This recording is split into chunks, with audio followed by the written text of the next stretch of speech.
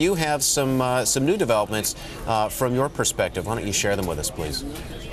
Well, in addition to the uncle who's been speaking here just outside of Washington, which has been riveting, of course, we've learned a lot from that conversation, what he's told reporters outside his home in Montgomery Village, Maryland. We've also been watching the White House, where, of course, was a scheduled White House briefing, as there normally would be on a Friday. That's been delayed for the moment, and we have been watching the president's national security team slowly arrive at the White House. We saw John Brennan, the head of the CIA, the Secretary of State John Kerry, as well as Chuck Hagel, the Secretary of Defense, arrive at the White House. But what we're being told by a White House aide is that was for a previously scheduled meeting of the president's national security principles, not in reaction to the news of the day. You can imagine they're probably still discussing it, but the word we're getting from the White House, this is not as a result of what's playing out in Boston. So something to bear in mind. And again, we're seeing some pictures of John Kerry arriving a short time ago and some of the other principals. But again, just picking up on what you all were talking about in terms of the uncle and his comments here, again, he acknowledged he hadn't had a lot of contact with the two boys recently, talked about his own brother and how ashamed he was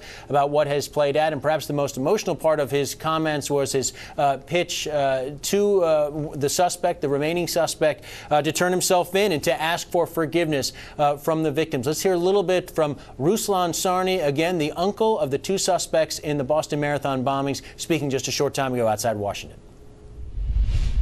We've not been in touch with that family for a number of years. Pardon me? Did they live here? No, they never lived here. They never lived here. When's the last time you saw them? Last time I saw them was 2006.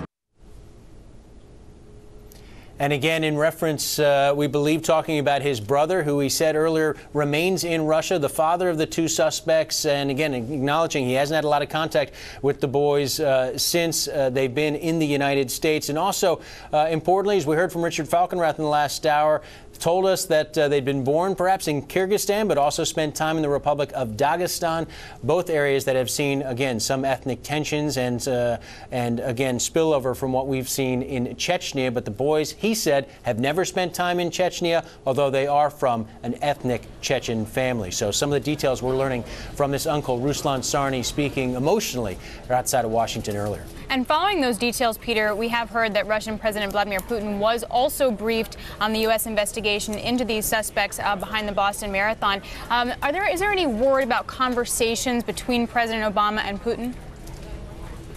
Not that I'm aware of at this point. Obviously, that's something we would hear from the White House or perhaps also the State Department, and we'll be interested to see what we hear from the White House briefing, assuming we do have a White House briefing today. It's a fluid situation. Undoubtedly, they want to make sure they have all the information they need before they step in front of the camera, so it may be some time, but we have not heard any confirmation of the president having that kind of conversation at that level with anyone in Russia.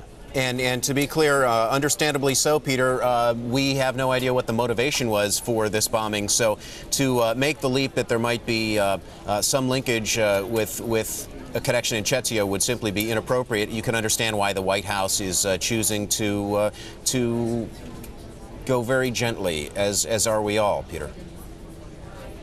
That's right. And you heard the uncle, again, at least from his perspective, he thought this had absolutely nothing to do with Chechnya, had nothing to do with religion and religious issues. Again, we'll have to wait and see what the motivations were. He hasn't had contact with them recently. We don't know what's happened in the interim period. What have they been doing without his knowledge? So we'll have to wait for more information from the folks in Boston, the law enforcement officials there, and maybe we'll learn more from the White House and from agencies here as they come to the cameras. We hope, or we expect, at some point during the course of the day.